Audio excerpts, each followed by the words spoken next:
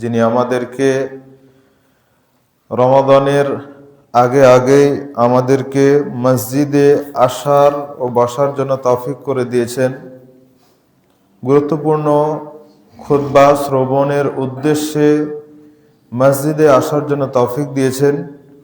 এই জন্য আল্লাহ তাআলার দরবারে শুকরিয়া আদায় করছি, আলহামদুলিল্লাহ।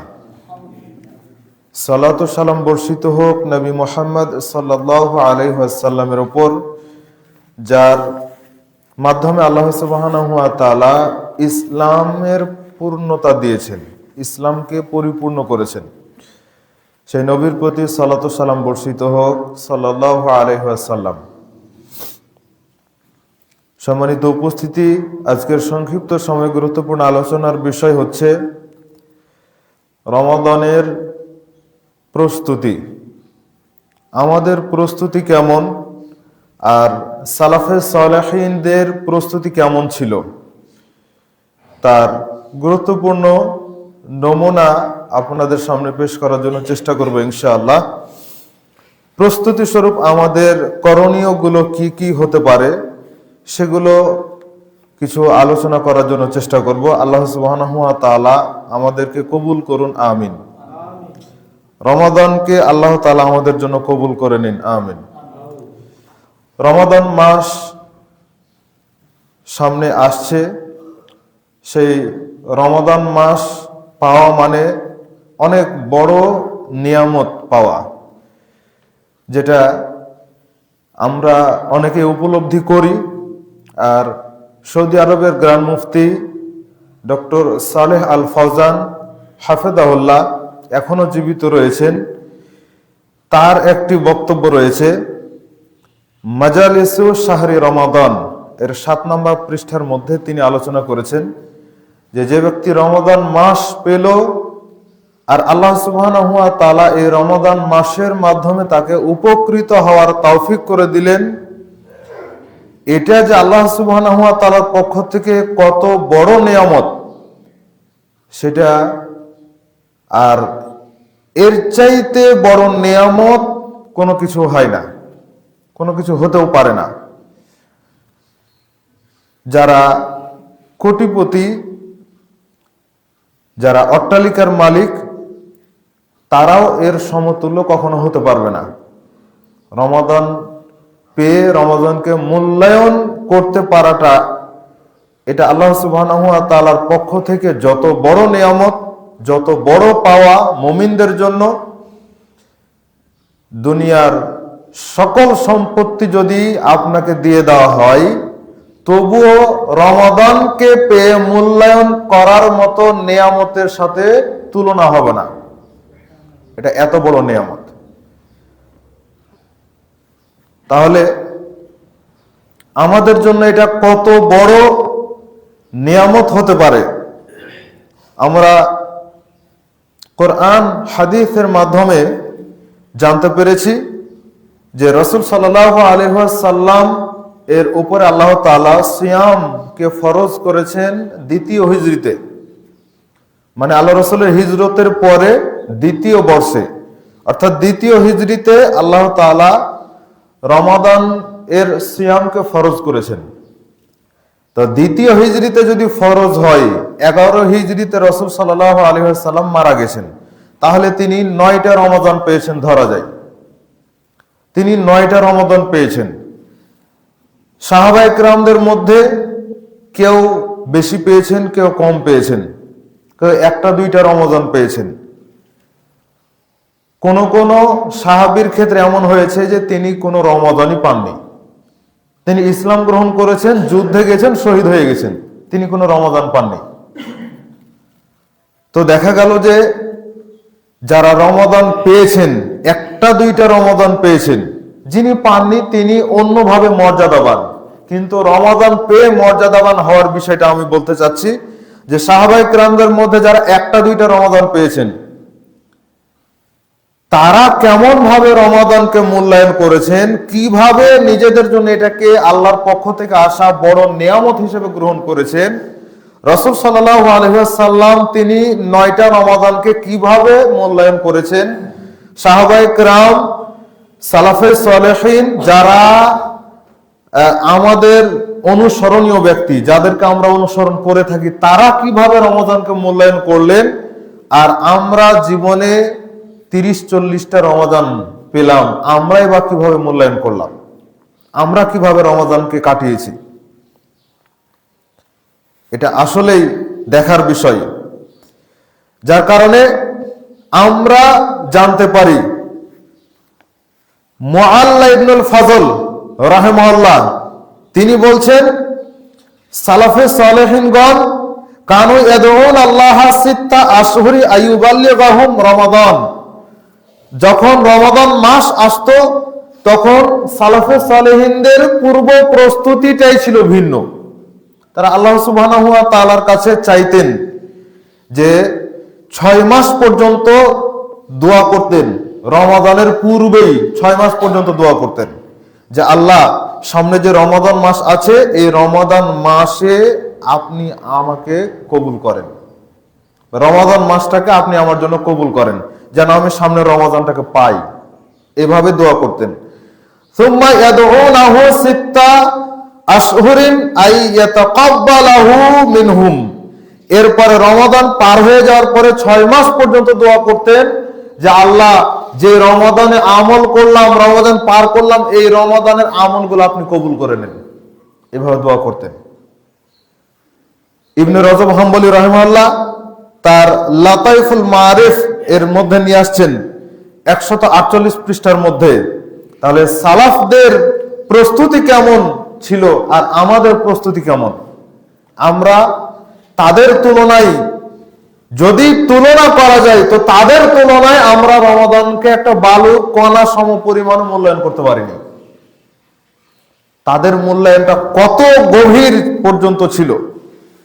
আমরা রমাদানকে মূল্যায়ন করার ক্ষেত্রে দেখি যে রমাদান মাস আসলে, বাংলাদেশের প্রেক্ষাপট, রমাদান মাস আসলে সবকিছুর দাম বেড়ে যাবে, তার মানে এখন থেকে সবকিছু সঞ্চয় করে নাও।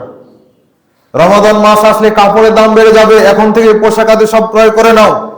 রমাদান মাস আসলে সবকিছুর দাম বৃদ্ধি পাবে, এখন থেকে সবকিছু নিয়ে গুদামজাত করে স্টক করে রমাদানে বেশি দামে বিক্রি করতে হবে, এই চিন্তায় আমরা থাকি। তার মানে এটা দুনিয়াবি কাজ, দুনিয়াবি কাজের সাথে, দুনিয়াবি লাভ লোকসানের সাথে, দুনিয়া ক্ষেত্রে যেন লাভবান হতে পারি, বেশি বেশি ইনকাম করতে পারি, সেটার দিকে আমাদের মন আছে। দেখেন আপনি বাজার ঘাটে দেখেন, এখন থেকে ঠিক এভাবেই প্রস্তুতি নিচ্ছে, আর এইগুলোই আমাদেরকে খেয়েছে। রমাদানের শেষ দশকটার 12টা বাজিয়েছে এগুলোতে। কি হয় দেখবেন, যত ফলের দোকান আছে বাজার ঘাটে, যত মিষ্টির দোকান আছে, রমাদান মাসের শেষ দিকে ঢাকা শহরে বিভিন্ন জন কাজকর্ম করে, রাজমিস্ত্রি কাজ করে বা আরো অনেক কাজ করে, তারা সবাই বাড়ি আসবে। তখন কি হয়, সবাই বাজার নিয়ে বসে গেছে, দিন আর রাত সমান তালে ব্যবসা করছে, ইনকামের পথে সবাই লেগে আছে। রমাদানকে মূল্যায়ন করার জন্য কেউ চেষ্টা করে না। সালাফদের অবস্থা তো দেখলেন। এবার রাসূল সাল্লাল্লাহু আলাইহি ওয়াসাল্লামের বক্তব্য, আল্লাহ রাসূল মিম্বারে উঠার সময় 3টা সিঁড়িতে উঠলেন, 3 সিঁড়ি বিশিষ্ট মিম্বার। 3 সিঁড়িতে তিনি উঠছেন, 3 বার পা দিলেন, 3 বার আমিন বললেন। মিম্বারে বক্তব্য দেওয়ার ক্ষেত্রে প্রথম সিঁড়িতে দাঁড়িয়েও বক্তব্য দেওয়া যায়, দ্বিতীয় সিঁড়িতে দাঁড়িয়েও বক্তব্য দেওয়া যায়, 3 নম্বর সিঁড়িতে দাঁড়িয়েও বক্তব্য দেওয়া যায়। যেভাবে সুবিধা হয় সেভাবে দিতে হবে, কিন্তু সেটা কাঠের মিম্বার হওয়াই সবচেয়ে বেশি ভালো এবং সুন্নাহ সম্মত। তো রাসূল সাল্লাল্লাহু আলাইহি ওয়াসাল্লাম 3য় সিঁড়িতে উঠে খুতবা দিবেন, 3 নম্বর সিঁড়ি পর্যন্ত তিনি উঠলেন, 3 বার আমিন বললেন। রাসূল সাল্লাল্লাহু আলাইহি ওয়াসাল্লাম এর এইরকম আশ্চর্যজনক বিষয় দেখে সাহাবায়ে কেরাম জিজ্ঞাসা করছেন যে আল্লাহ রাসূল, এইরকম তো কখনো হয়নি, কারণ কি? এইরকম তো কখনো হয়নি, কারণ কি? তখন রাসূল সাল্লাল্লাহু আলাইহি ওয়াসাল্লাম বলছেন, আমার কাছে ফেরেশতা জিবরাইল এসেছিলেন, জিবরাইল এসে 3বারে 3টা কথা বললেন, তখন আমি 3বারে আমিন বললাম। তার একটা ছিল যে ফেরেশতা জিবরাইল আমাকে বললেন, যে ব্যক্তি রমাদান মাস পেল রমাদান মাস পাওয়ার পরে রমাদান মাসকে মূল্যায়ন করতে পারলো না, রমাদান মাসে পরিশ্রম করে নিজের গুনাহকে মাফ করিয়ে নিতে পারলো না, ওই ব্যক্তির উপরে আল্লাহর অভিশাপ। তখন মুহাম্মদ সাল্লাল্লাহু আলাইহি ওয়াসাল্লাম বললেন আমিন। এবার যদি আপনি আমি রমাদান মাসকে যথাযথভাবে কাজে না লাগাতে পারি, তো আল্লাহর অভিশাপ আমার উপরে, আপনার উপরে। ফেরেশতাও দোয়া করেছেন, মুহাম্মদ সাল্লাল্লাহু আলাইহি ওয়াসাল্লাম আমিন বলেছেন, তার মানে আল্লাহ রাসূলও দোয়া করেছেন। যদি আপনি আমি রমাদানকে কাজে লাগাতে না পারি, তাহলে তাদের দোয়া আমাদের উপরে, তাদের বদদোয়া। চিন্তা করেন, যেই নবী কিয়ামতের দিন আমাদেরকে শাফাত করবেন, তিনি পর্যন্ত রমাদানের বিষয় এতটা সজাগ যে যারা রমাদানকে মূল্যায়ন করবে না, যারা রমাদানকে কাজে লাগাবে না, তাদের ব্যাপারে তিনিও বদদোয়া করছেন। তাহলে মুহাম্মদ সাল্লাল্লাহু আলাইহি ওয়াসাল্লামকে সব সময় যে আমরা পাশে পাবো এরকমটা নয়। যখন আমরা মুহাম্মদ সাল্লাল্লাহু আলাইহি ওয়াসাল্লামের নীতি থেকে সরে যাব, তখন তিনি আমাদের বিপক্ষে। অতএব ফিরে আসার জন্য চেষ্টা করতে হবে। আল্লাহ রাসূল যে মিম্বারে উঠলেন, এইরকম আশ্চর্যজনক বিষয় আরো ছিল। তার আরেকটা হচ্ছে সূর্যগ্রহণ অথবা চন্দ্রগ্রহণের সালাতে তিনি দাঁড়িয়ে একবার সামনে যাচ্ছেন আর একবার পিছনে আসছেন, এইরকম একটা ঘটনা।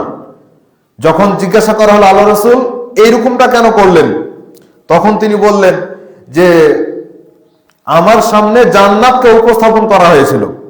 আমরা যেমন ভাবে বক্তব্য দেই, আপনারা মিনি পর্দার প্রজেক্টরের মাধ্যমে দেখেন, মহিলারা প্রজেক্টরের মাধ্যমে দেখে, ঠিক তেমনি ভাবে রাসূল সাল্লাল্লাহু আলাইহি ওয়াসাল্লামের চেহারার সামনে জান্নাতকে উপস্থাপন করা হয়েছে। জান্নাতের নাজ নিয়ামত গুলো দেখানো হচ্ছে, এত দামি দামি নাজ নিয়ামত। তিনি দেখলেন একটা আঙ্গুরের থোকা লটকিছে, তখন তিনি সেটাকে ধরার জন্য গেলেন। আল্লাহ রাসূল বলছেন, ওই আঙ্গুরের থোকাটা যদি আমি নিয়ে আসতে পারতাম দুনিয়ায়, আর এটা যদি সারা পৃথিবীর মানুষ খেত, কিয়ামত পর্যন্ত খেত, আঙ্গুরের থোকা শেষ হতো না। এটা হলো জান্নাত। যখনই আমি ওটা ধরতে গেলাম, সামনে এগিয়ে গেলাম ওটা ধরার জন্য, সাথে সাথে আমার সামনে জাহান্নামকে তুলে ধরা হলো। জাহান্নাম এত বিভৎস অবস্থা, জাহান্নাম এত ভয়াবহ যে ওই জাহান্নামকে দেখে আমি দ্রুত পিছনে সরে আসলাম। আশ্চর্য, আল্লাহ সুবহানাহু ওয়া তাআলার তৈরি জান্নাত এবং জাহান্নাম।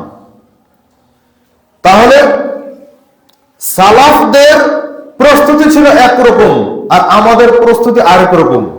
এবার তো আমাদের বাংলাদেশের প্রেক্ষাপটে আগামী 12 তারিখে হচ্ছে নির্বাচন। তার মানে সব মানুষ নির্বাচনের পিছনে লেগে আছে। আমেরিকার আব্রাহাম লিঙ্কনের তৈরি ডেমোক্রেসি, গণতন্ত্র, এই পচা গণতন্ত্রের পিছনে লেগে আছে মানুষ।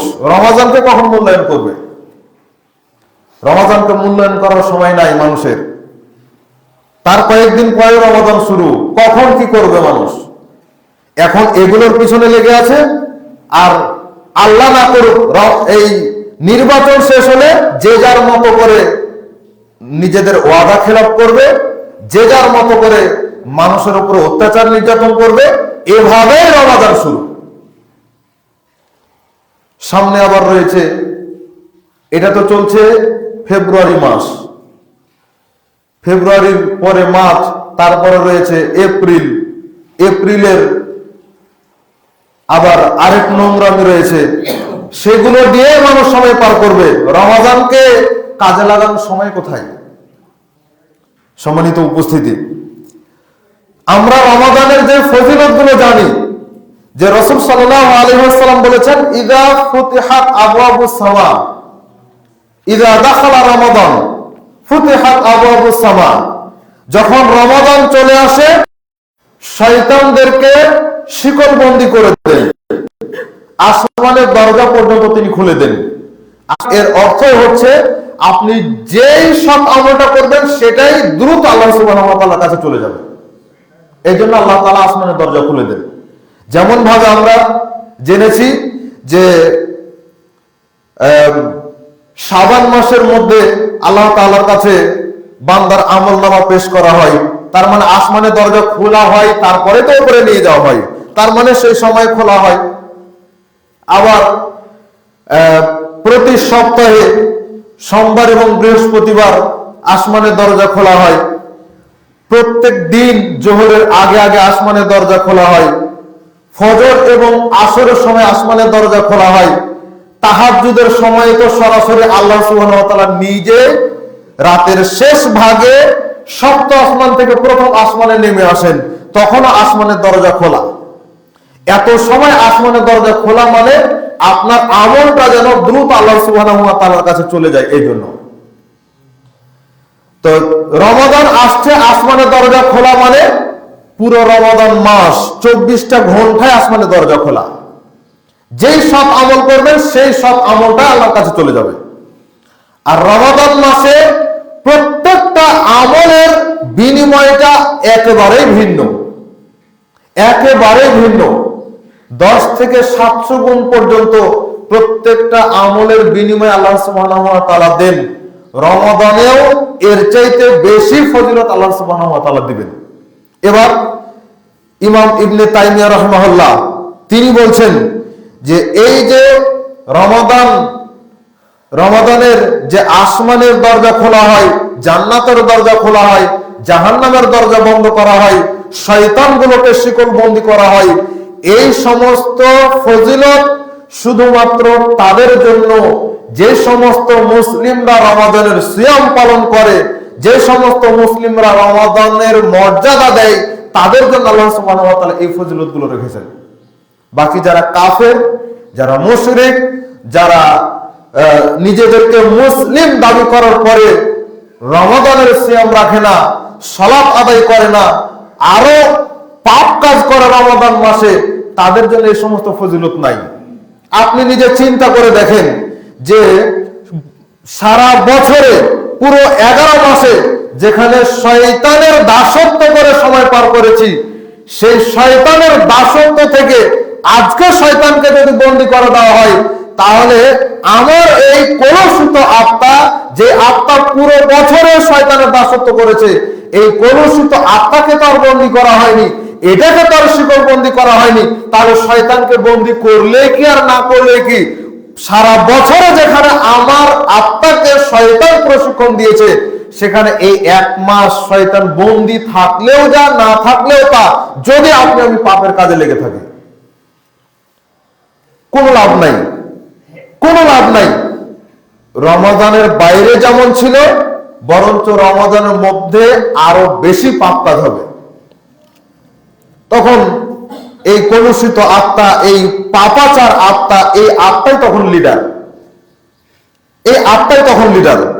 এই জন্য এই আত্মা, এই নফস, এই অবাধ্য নফসকে আল্লাহ সুবহানাহু ওয়া তাআলার দাসত্বের মধ্যে নিয়ে আসতে হবে, রমাদানে, রমাদানের বাইরে, সব সময়ের জন্যই।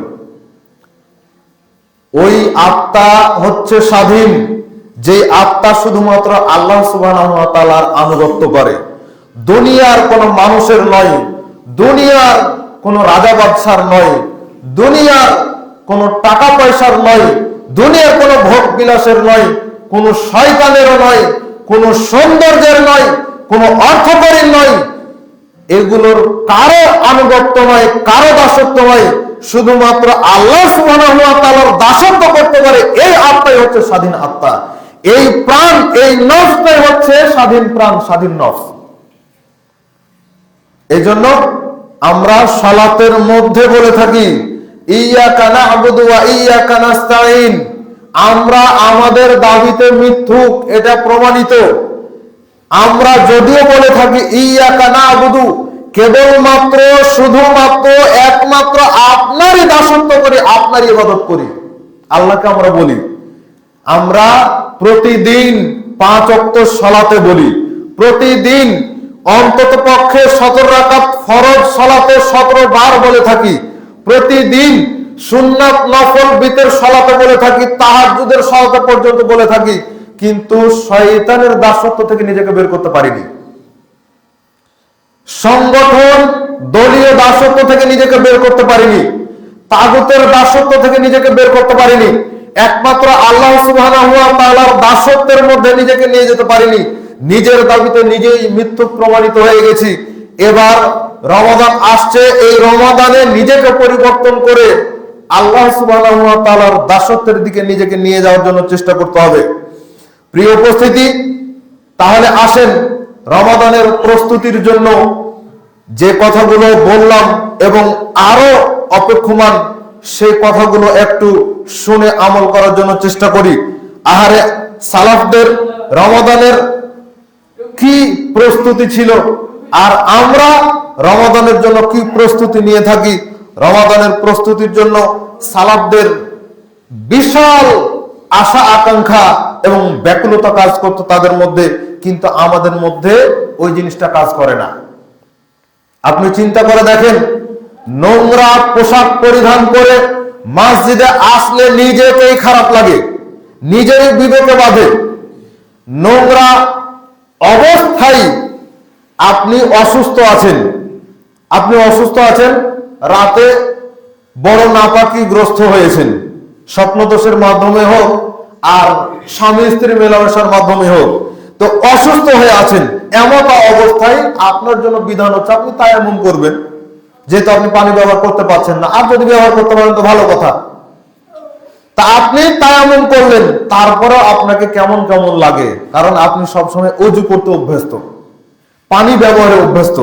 তা আপনাকে কেমন কেমন লাগে, কেমন যেন খালি খালি লাগে যদি আপনি তায়াম্মুম করেছেন। তারপরেও যদিও তায়াম্মুমটা ওযু গোসলের স্থলাভিষিক্ত, তারপরও নিজেকে কেমন কেমন লাগে। তো এটা তো একটা বৈধ বিষয়। এখানে যদি আপনাকে কেমন কেমন লাগে, নোংরা পোশাক পরে মসজিদে আসা যায় না, নোংরা পোশাক পরে আত্মীয় স্বজনের বাড়িতে যাওয়া যায় না, নোংরা পোশাক পরে নেতার সামনে দাঁড়ানো যায় না, নোংরা পোশাক পরে মানুষের সামনে দাঁড়ানো যায় না, নোংরা আত্মা নিয়ে রমাদানের মধ্যে কিভাবে প্রবেশ করবেন?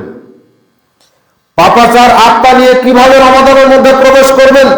এই জন্য রমাদানের প্রস্তুতিতেই প্রথমে রয়েছে নিজের নিয়তকে খালেস করতে হবে, নিজের আত্মাকে আগে পরিশুদ্ধ করে তারপরে আমাদেরকে রমাদানে প্রবেশ করতে হবে। নিজের অন্তরকে, আত্মাকে একেবারে নোংরামি মুক্ত করতে হবে। ঠিক যেমন ভাবে রমাদানে আপনি প্রবেশ করবেন, ঠিক যেমন ভাবে নোংরা পোশাক পরে শরীরে নোংরা লেগে থাকা অবস্থায় কোনো রাজ দরবারেও প্রবেশ করা যায় না, মসজিদের মতো দামি জায়গাতেও প্রবেশ করা যায় না, ঠিক তেমনি ভাবে অন্তর, মরা অন্তর, পচা অন্তর, দুর্গন্ধযুক্ত অন্তর নিয়ে রমাদানে প্রবেশ করাটাও ঠিক ওই রকম বা ওর চাইতে বেশি কষ্টদায়ক, খারাপ, নোংরামি, যেমনটা পূর্বে আমরা বললাম।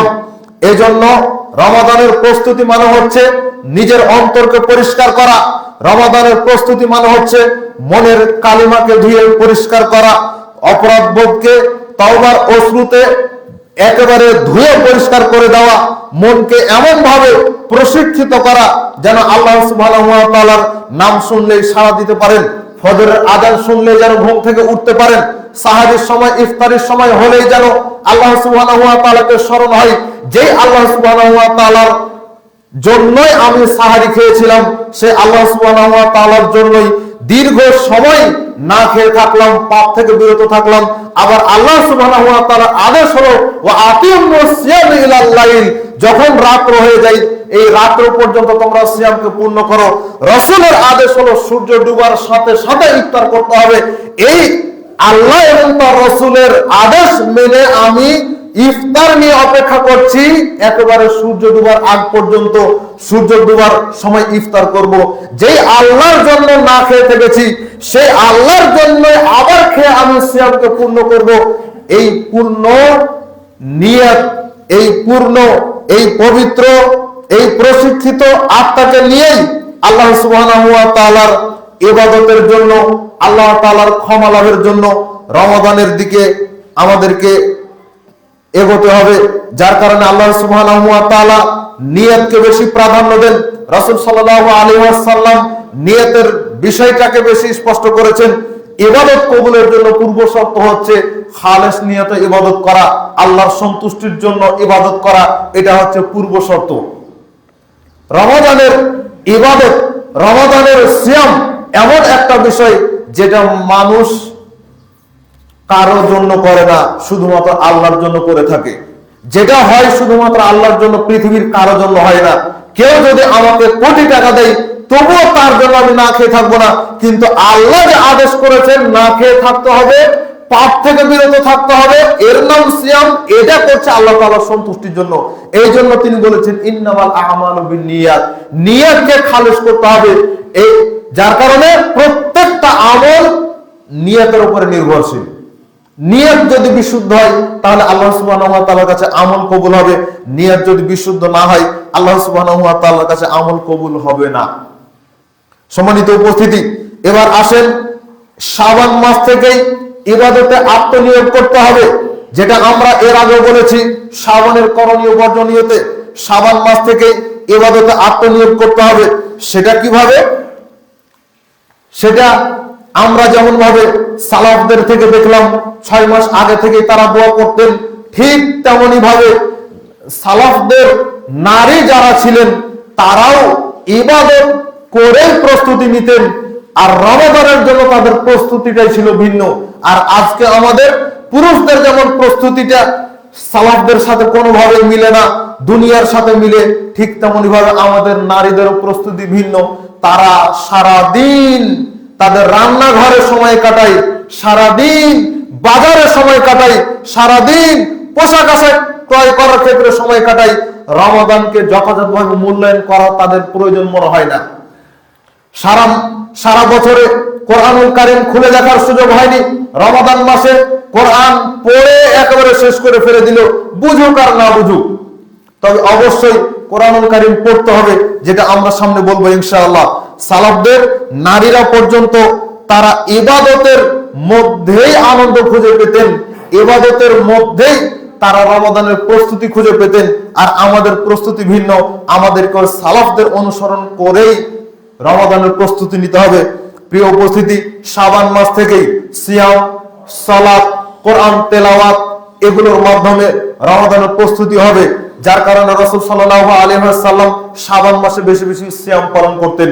যার কারণে আয়েশা রাদিয়াল্লাহু তাআলা সহ মহিলারা যারা সারা বছরে কাজা সিয়াম পালন করতে পারেননি, তারা এই শাবান মাসে গত রমাদানের কাজা সিয়াম পালন করতেন, এই মর্মে হাদিস পাওয়া যায়।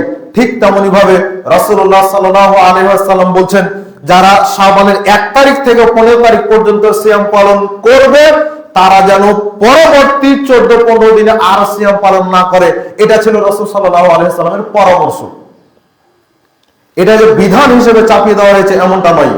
যদি তাই হতো তাহলে গত বছর যেই মায়ের সন্তান হয়েছে তিনি পুরো রমাদানের সিয়াম পালন করতে পারেননি, এখন যদি এই শাবান মাসে এসে তিনি তাড়াহুড়া করে সিয়াম গুলোর কাজা আদায় করতে চান, তো তিনি তো আর একদিনে 2টা সিয়াম রাখতে পাবেন না, একদিনে একটাই হবে।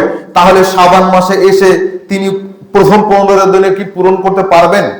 নাও হতে পারে, কারো কম থাকলে পারলেন, বেশি থাকলে পারবেন না। তো ওইটা ছিল রাসূল সাল্লাল্লাহু আলাইহি ওয়াসাল্লামের পরামর্শ।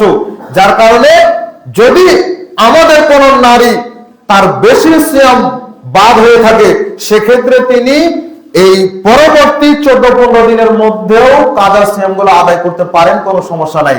আপনার যদি নফল সিয়াম পালনে অভ্যাসী হন আপনি, তাহলে আপনিও সপ্তাহের যে সোমবার বৃহস্পতিবারের সিয়াম রয়েছে সেগুলো আদায় করতে পারেন, কোনো সমস্যা নাই। তবে রাসূল সাল্লাল্লাহু আলাইহি ওয়াসাল্লাম পরামর্শ দিয়েছেন এই জন্য যে রমাদানে যেন সিয়াম পালন করতে কোনো সমস্যা না হয়। এখন থেকেই একটু ভালো ভালো খাবার, পর্যাপ্ত খাবার খেয়ে যেন আপনি শরীরটাকে সুস্থ রেখে রমাদানের জন্য প্রস্তুতি নিতে পারেন। এই জন্য রাসূল সাল্লাল্লাহু আলাইহি ওয়াসাল্লাম এই কথা বলেছেন। এখন যদি এমন হয় যে আপনার শরীর ঠিক আছে, তাহলে কোনো সমস্যা নেই, আলহামদুলিল্লাহ। এর সাথে আরেকটা বিষয় সম্পর্কিত, সেটা হচ্ছে যে রমাদানের প্রস্তুতি স্বরূপ এই মাসেই প্রয়োজনীয় ভাবে আপনি নিজের চিকিৎসা করে নেন। আপনার চিকিৎসার প্রয়োজন, আপনি সময়গুলোকে খালি ঠেলে ঠেলে পার করছেন। হয়তো কর্মব্যস্ততার কারণে আপনি চিকিৎসা নিতে পারছেন না, হয়তো বা টাকা পয়সার অভাবের কারণে চিকিৎসা নিতে পারছেন না। চিকিৎসা নিতে যাচ্ছেন রমাদান মাসে, যখন রমাদানে গিয়ে আপনি অসুস্থ হয়ে পড়ছেন, আর এই শাবান মাস থেকে আপনি অসুস্থ, রমাদানে গিয়ে বেশি অসুস্থ হয়ে পড়লেন, তো এটার জন্য কি আল্লাহ সুবহানাহু ওয়া তাআলা দায়ী? এটার জন্য কি মুহাম্মদ সাল্লাল্লাহু আলাইহি ওয়াসাল্লাম দায়ী? না এটার জন্য আপনি নিজে দায়ী? খেয়েছেন তো পেট ভরে, খেয়েছেন তো নিজের ইচ্ছা মতো, মনে করছিলেন রমাদান মাসে খেলে হিসাব লাগে না, রমাদান মাসে ইচ্ছা মতো খেলে হিসাব লাগে না। এটা চরম মিথ্যা কথা। এর চাইতে বড় মিথ্যা কথা পৃথিবীতে আর কোনো কিছু নাই। রমাদান মাসে বেশি খেলে হিসাব লাগে না, কে বলেছে এটা? রমাদান মাসে রাসূল সাল্লাল্লাহু আলাইহি ওয়াসাল্লাম কি বেশি খেয়েছেন? আপনার এই কথার যদি 5 পয়সা মূল্য থাকতো তাহলে সাহাবায়ে কেরাম এটা আমল করে দেখাতেন, রাসূল সাল্লাল্লাহু আলাইহি ওয়াসাল্লাম এটা আমল করে দেখাতেন। অথচ তাদের বাড়িতে খেজুর আর পানি ছাড়া কোনো খাদ্য থাকতো না। তাহলে আপনি কিভাবে এই কথা বলতে পারেন? আর রাসূল সাল্লাল্লাহু আলাইহি ওয়াসাল্লামের আমল কি ছিল? সম্মানিত উপস্থিতি, রমাদানের প্রস্তুতি স্বরূপ যেমন ভাবে শরীরকে সুস্থ রাখার কথা, যেমন ভাবে শরীরকে সতেজ রাখার কথা রাসূল সাল্লাল্লাহু আলাইহি ওয়াসাল্লাম ইঙ্গিত দিয়েছেন, ঠিক তেমনি ভাবে এটাও চলে আসে যে আপনার প্রয়োজনীয় চিকিৎসা যেটা এখন প্রয়োজন, সেটার জন্য আপনি চিকিৎসা নেন। শরীরের রোগ প্রতিরোধ ক্ষমতা বৃদ্ধি করে এইরকম খাবারগুলো খেয়ে রমাদানের জন্য প্রস্তুতি নেন। এই খাবার খাওয়াটা আপনার নাকি হবে কেন? আপনি প্রস্তুতি নিচ্ছেন রমাদানের জন্য, প্রস্তুতি নিচ্ছেন আল্লাহর সন্তুষ্টির জন্য, রমাদানকে ভালোভাবে কাজে লাগানোর জন্য, যার কারণে এটাতেও আপনার নাকি হবে। এই আলাদা হোক, আলাদা হয়ে বসো। উপরে কেউ ঘুরে আসেন। উপরে এই ছেলে মেয়েদের মানে ছোট ছোট বাচ্চাদের চেঁচামেচিতে মহিলারা বক্তব্য শুনতে পায় না। সম্মানিত উপস্থিতি, এই গেল একটা দিক। এরপরে আসেন রমাদানের প্রস্তুতি স্বরূপ যত গুনাহ এতদিন হয়েছে সব গুনাহ থেকে তওবা করে ফিরে আসেন, সকল গুনাহ থেকে তওবা করে ফিরে আসেন। যে যে পাপের কাজের সাথে জড়িত ছিলেন সবকিছু ভুলে গিয়ে পাপ কাজগুলোকে ছেড়ে দিয়ে তওবা করে ফিরে আসার জন্য চেষ্টা করেন যে এই রমাদান যদি আমার শেষ রমাদান হয় তাহলে আমার পাপ কাজটাও আমি ছেড়ে দেই, যেন আমি পুরো রমাদানটাকে মূল্যায়ন করে যথাযথভাবে কাজে লাগিয়ে যেন আল্লাহর কাছে যেতে পারি। সামনের রমাদান এখনো তো কয়দিন বাকি আছে, তো এই রমাদান আমরা পেতেও পারি নাও পারি, কিন্তু আল্লাহ তাআলার কাছে আমরা দোয়া করতে থাকি আল্লাহ যেন আমাদেরকে এই রমাদান দান করেন, আমিন। তাহলে এই রমাদানের জন্য পাপ থেকে তওবা করে ফিরে আসেন, সব পাপ থেকে তওবা করে ফিরে আসেন। এর আগে বলেছি যে বছরে 52টা রমাদান জুমা যায়, 52টা জুমা যায়, তার মানে প্রতি জুমাতে খুতবা শুনেন, 40 থেকে 50 মিনিট করে খুতবা হয়। এই খুতবা শোনার পরেও যদি একটা করে পাপ থেকে যদি বিরত থাকা যেত তাহলে বছরে 52টা পাপ থেকে বিরত থাকা যেত, বছরে 52টা পাপ থেকে তওবা করা যেত। একটা করে পাপ যদি ত্যাগ করতাম তাহলে 52টা পাপ ত্যাগ করা যেত। আমরা সুযোগ পেয়েছি 40 বছর 50 বছর পর্যন্ত, এখনো 60 বছর অতিক্রম করেছে এইরকম অনেক মানুষ রয়েছে।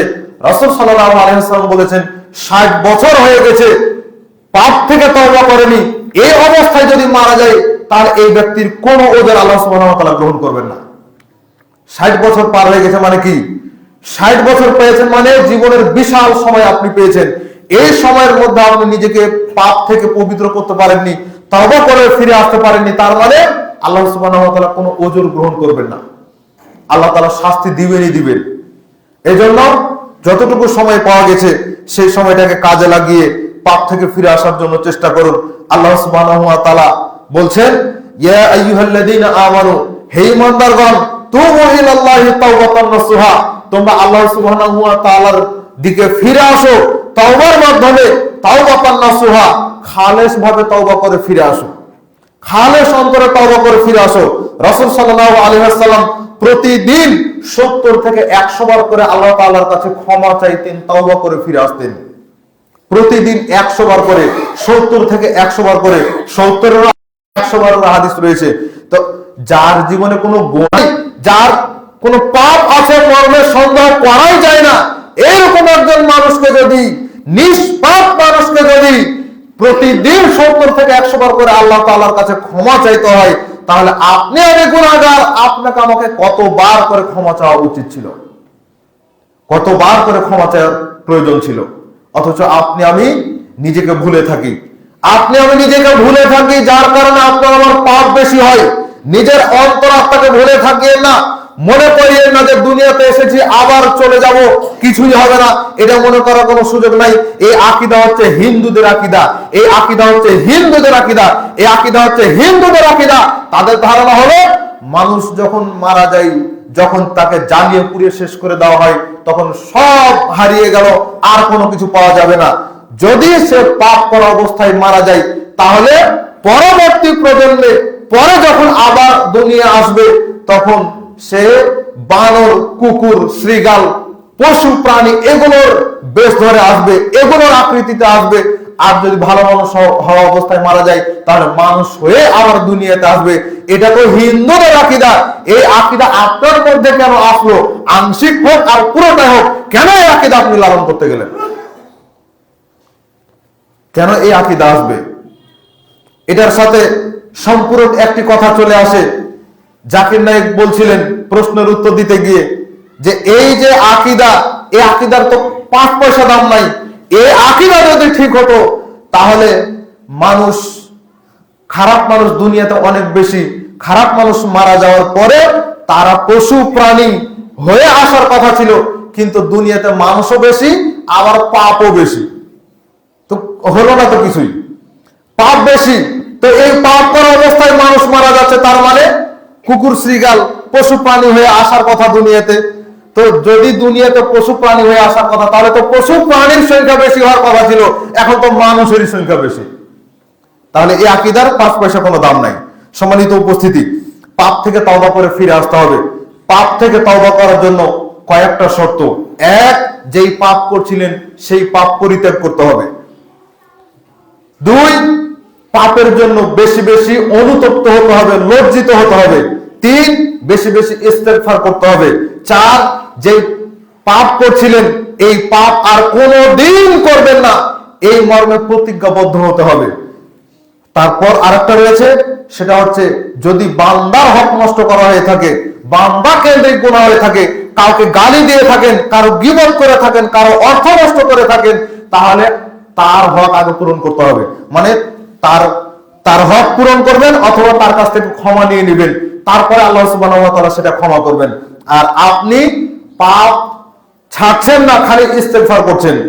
একজন লোক বিড়ি সিগারেট খাচ্ছে আর আস্তাগফিরুল্লাহ আস্তাগফিরুল্লাহ পড়ছে, তো ওর বিড়ি সিগারেট খাওয়া, আস্তাগফিরুল্লাহ পড়াটা হচ্ছে ওই রকম যেমন ভাবে আপনার পুকুরের মধ্যে একটা মরা কুকুর পড়ে আছে, আপনি পানি পবিত্র করার জন্য ওখান থেকে 40 বালতি 80 বালতি তুলে তুলে শুধু পানি ফেলছেন, 120 বালতি শুধু পানি ফেলে দিলেন, কিন্তু ওই মরা কুকুরটাকে ফেললেন না। পানির দুর্গন্ধ যাবে? এটা যেমন অসম্ভব, ঠিক তেমনই ভাবে পাপের সাথে জড়িত আছেন আর আস্তাগফিরুল্লাহ করছেন, আল্লাহ সুবহানাহু ওয়া তাআলার পক্ষ থেকে ক্ষমা আসাও তেমন অসম্ভব। পাপ থেকে ফিরে আসার জন্য অবশ্যই চেষ্টা করতে হবে। সম্মানিত উপস্থিতি, কাজা সিয়াম থাকলে যত সম্ভব আদায় করে নেওয়ার জন্য চেষ্টা করুন। এটা হচ্ছে রমাদানের প্রস্তুতি। তারপরে রয়েছে রমাদানের ফজিলত জানার জন্য চেষ্টা করেন, রমাদানের আহকাম, রমাদানের হুকুম আহকাম, বিধি বিধানগুলো জানার জন্য চেষ্টা করেন। রমাদানের সিয়ামের ক্ষেত্রে শুধু না খেয়ে থাকাটাই সিয়াম নয়, বরঞ্চ হাতের সিয়াম আছে, পায়ের সিয়াম আছে, অন্তরের সিয়াম আছে, চোখের সিয়াম আছে, কানের সিয়াম আছে, মুখের সিয়াম আছে, এগুলোর ক্ষেত্রেও সিয়ামের ভূমিকা আছে। অতএব এগুলোর বিধিবিধান সম্পর্কেও আপনাকে আমাকে জানতে হবে। এটা হচ্ছে রমাদানের প্রস্তুতি। এগুলো সম্পর্কে জানার জন্য চেষ্টা করেন, কি করলে সিয়াম ঠিক থাকে, কি করলে সিয়াম ভেঙে যায়, কি কি কাজ করলে সিয়াম ভাঙে না, এগুলো সম্পর্কেও জানার জন্য চেষ্টা করেন। এ হলো রমাদানের জন্য প্রস্তুতি। সাহারি কোন সময় পর্যন্ত খাওয়া যায়, ইফতার অ্যাকুরেট সময় কোনটা, এগুলো জানার জন্য চেষ্টা করেন। মাসআলাগুলো জানার জন্য চেষ্টা করেন, ফজিলতগুলো জানার জন্য চেষ্টা করেন, পদ্ধতিগুলো জানার জন্য চেষ্টা করেন। তাহলে এটা হচ্ছে আপনার জন্য রমাদানের প্রস্তুতি। এ মর্মে লেখকদের অনেক বই পুস্তক পাওয়া যায়, অসংখ্য লেখকের অনেক বই রয়েছে। এই বইগুলো সংগ্রহ করেন, পড়ার জন্য চেষ্টা করেন। এরপরে নফস এবং অন্তরের কুমন্ত্রণা থেকে নিজেকে নিয়ন্ত্রণ করার জন্য চেষ্টা করেন। যেমনটা ইউসুফ আলাইহিস সালাম তিনি বলেছিলেন, ইন্নান নাফসা লাআম্মারাতুন বিসু, নিশ্চয় মানুষের মন হচ্ছে মন্দ প্রবণ, নিশ্চয় মানুষের অন্তর হচ্ছে মন্দ প্রবণ। তিনি এমন ভাবে আল্লাহ সুবহানাহু ওয়া তাআলার কাছে সাহায্য চেয়েছিলেন, তিনিও আশঙ্কা করছিলেন যে আল্লাহ সুবহানাহু ওয়া তাআলা যদি আমাকে রক্ষা না করেন তো জুলাইখার যে ওয়াসওয়াসা এটা থেকে আমি বাঁচতে পারতাম না, আল্লাহ যদি আমাকে রক্ষা না করতেন। তাহলে নবী হয়েও তিনি আশঙ্কা করেন। আর আপনার আমার এগুলোর বিষয় কোনো খেয়ালই হয় না, এগুলো নিয়ে আপনি আমি কোনো কিছু মনেই করি না। মনে করা উচিত। অবশ্যই আপনাকে আমাকে ভাবতে হবে, জানতে হবে, বুঝতে হবে যে শয়তান আপনাকে আমাকে ওয়াসওয়াসা দেয়, শয়তান আপনাকে আমাকে ওয়াসওয়াসা দেয়। আপনার আমার হাত, পা, চোখ, মুখ, নাক, কান সবকিছু শয়তানের দায়িত্বে চলে গেছে, সবকিছু শয়তানের দায়িত্বে চলে গেছে। না হলে মোবাইলের ওই নেট স্ক্রল করে সব সময় শুধু অশ্লীল ভিডিও, অনর্থক কোনো কিছু দেখা, এটা কি সম্ভব ছিল? এটা দিয়ে তো হাতের পাপ হয়ে যায়।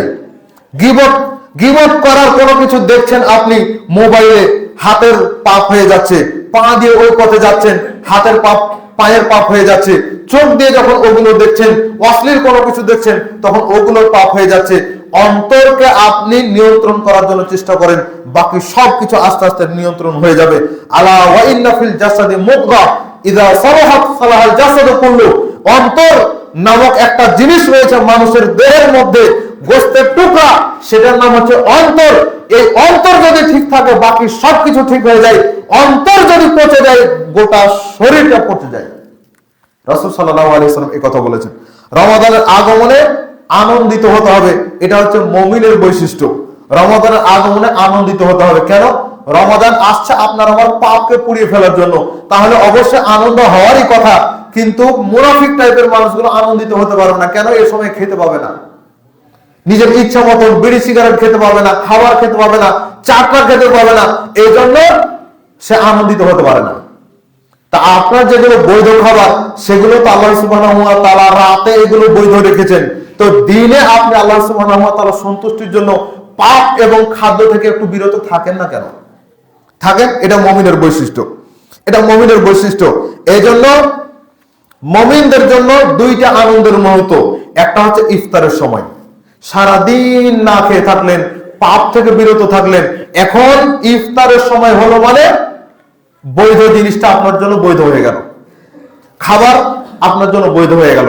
আরো অন্যান্য যেগুলো বৈধ জিনিস যা সিয়াম অবস্থায় নিষিদ্ধ ছিল সেগুলো আপনার জন্য ওই সময় বৈধ হয়ে গেল। তো এটা আপনার আনন্দেরই বিষয়। আরেকটা আনন্দ হচ্ছে আল্লাহ সুবহানাহু ওয়া তাআলার সন্তুষ্টি বা আল্লাহ সুবহানাহু ওয়া তাআলার জান্নাত পাওয়া। এটা হচ্ছে একটা আনন্দের বিষয়, তার সাক্ষাৎ পাওয়া। এরপরে গত রমাদান গুলো যেরকম ভাবে কাটিয়েছেন, এই সামনের রমাদান যেন এইরকম না হয়, এর চাইতে ভালো যেন হয়, সেভাবে আপনাকে আমাকে প্রস্তুতি নিতে হবে। কেন? রমাদান আমরা যেভাবে কাটাই, সালাফদের রমাদান কাটানোর পদ্ধতিটাই ছিল ভিন্ন। আপনি আমি জানি যে 3 দিনের কমে কোরআন খতম দেওয়া যায় না, কোরআন পুরো পড়ে শেষ করা যায় না, এটা আপনি আমি জানি। কিন্তু রমাদান মাসটা ভিন্ন। রমাদান মাসে আপনি যদি পারেন তো একদিনে এক খতম দেন না কেন, যদি আপনার পক্ষে সম্ভব হয়। আর সালাফদের মধ্যে ইমাম মালিক রাহিমাহুল্লাহ আরো অন্যান্য ইমামগণ তারা সব দার্স বন্ধ করে দিতেন। রমাদান মাস আসছে মানে সব ধরনের দার্স বন্ধ, সব ধরনের বক্তব্য বন্ধ, সব ধরনের দাওয়াতি কাজ তারা অফ করে দিতেন নিজের জন্য, রমাদান মাসকে কাজে লাগানোর জন্য। রমাদান মাসে এত তারা কোরআন তেলাওয়াত করতেন, তাদের কোরআন তেলাওয়াত দেখলে আমাদের নিজেদের লজ্জা হয় যে আমরা কি করছি, আমরা তো এটা পারি না। ইবনে মাসউদ রাদিয়াল্লাহু তাআলা আনহু তিনি সাধারণ সময়ে রমাদানের বাইরে প্রত্যেক 7 দিনে একবার কোরআন খতম দিতেন। আর রমাদান মাস পড়ে গেল মানে রমাদান মাসে প্রত্যেক 2 দিন 3 দিনে এক খতম করে কোরআন পড়তেন। আর আপনি আমি কি করি, সারা রমাদান পার হয়ে যায়, কোরআন খুলে দেখার সুযোগ হয়নি। এত দুনিয়া নিয়ে ব্যস্ত হয়ে গেছি, এত টাকা পয়সার দরকার, সব রেখে চলে যেতে হবে, একটাও সাথে যাবে না। একটু রমাদানকে মূল্যায়ন করে কাজে লাগানোর জন্য চেষ্টা করেন। তারপরে রমাদানে আল্লাহ সুবহানাহু ওয়া তাআলা তৌফিক লাভ এবং কঠোর পরিশ্রম এগুলো লাগবে। কঠোর পরিশ্রমের কারণে শহীদ ব্যক্তির চাইতেও বেশি লাভবান হওয়া যায়। শহীদ আল্লাহ সুবহানাহু ওয়া তাআলার কাছে কত মর্যাদাবান, অথচ শহীদ ব্যক্তি গত বছর মারা গেছে, আর এ বছরে এসে আরেকজন মারা গেল, সে বেশি মর্যাদাবান হয়েছে। কেন? সে আরেকটা রমজান বেশি পেয়েছে, তাই মানে রমজানকে কাজে লেগাতে পেরেছে। তা আপনাকে আমাকেও ঠিক এই কাজটাই করতে হবে, রমজানকে কাজে লাগানোর জন্য চেষ্টা করতে হবে। শেষ একটা হচ্ছে পারস্পরিক যে বিবাদ, পারস্পরিক যে হিংসা বিদ্বেষ, পারস্পরিক যে সম্পর্ক নষ্ট হওয়া, এগুলো থেকে মীমাংসা করে পারস্পরিক ভাই ভাই হয়ে যেতে হবে। সম্পর্ক যেগুলো নষ্ট হয়ে আছে, যেগুলো মন ধরাধরি হয়ে আছে, সেগুলো থেকেও নিজেকে বাঁচিয়ে রেখে সবার সাথে সুসম্পর্ক গড়ে তোলার জন্য চেষ্টা করতে হবে, যেটা রাসূল সাল্লাল্লাহু আলাইহি ওয়াসাল্লাম ইঙ্গিত দিয়েছেন, তুফতাহু আবওয়াবুল জান্নাতি ইয়াউমাল ইসনাইনি ওয়া ইয়াউমাল খামিসি। প্রত্যেক সোমবার এবং বৃহস্পতিবারে আল্লাহ সুবহানাহু ওয়া তাআলা বান্দাদেরকে ক্ষমা করেন, প্রত্যেক বান্দাকে অটোমেটিক ক্ষমা করেন। সেদিন আপনি ক্ষমা চাইলেও ক্ষমা হবে, ক্ষমা না চাইলেও ক্ষমা হবে। শুধুমাত্র তাদের আল্লাহ ক্ষমা করবেন না যারা মুশরিক আর যারা পারস্পরিক দ্বন্দ্বে লিপ্ত রয়েছে, একে অপরের সাথে দ্বন্দ্ব রয়েছে, একটু কিছু হয়েছে, মন ধরাধরি হয়েছে, আর কথা বলি নাই, এইরকমটা যেন না হয়। এগুলো থেকে বেঁচে থাকেন। অটোমেটিক সপ্তাহে 2 দিন করে আপনি আল্লাহ সুবহানাহু ওয়া তাআলা ক্ষমা লাভ করতে পারবেন। আল্লাহ সুবহানাহু ওয়া তাআলা রমাদানের জন্য আমাদেরকে কবুল করে নিন, রমাদানের জন্য যেন যথাযথ প্রস্তুতি লাভ করার জন্য তৌফিক দান করেন, আমিন। রমজানের প্রস্তুতি স্বরূপ যে আলোচনাগুলো করলাম এবং আরো অনেক আলোচনা যেগুলো এই চলতি মাসের আত্মাহারিক এবং আল ইতিসাম পত্রিকার মধ্যে রয়েছে, বিশেষ করে আত্মাহারিক পত্রিকার মধ্যে যে আলোচনা রয়েছে সেটা আপনাদেরকে পড়ার এবং অনুসরণ করার জন্য বিশেষভাবে অনুরোধ রাখছি। আল্লাহ সুবহানাহু ওয়া তাআলা আমাদেরকে কবুল করুন, আমিন। বারাকাল্লাহু লানা ওয়া লাকুম ফিল কুরআনিল আযীম।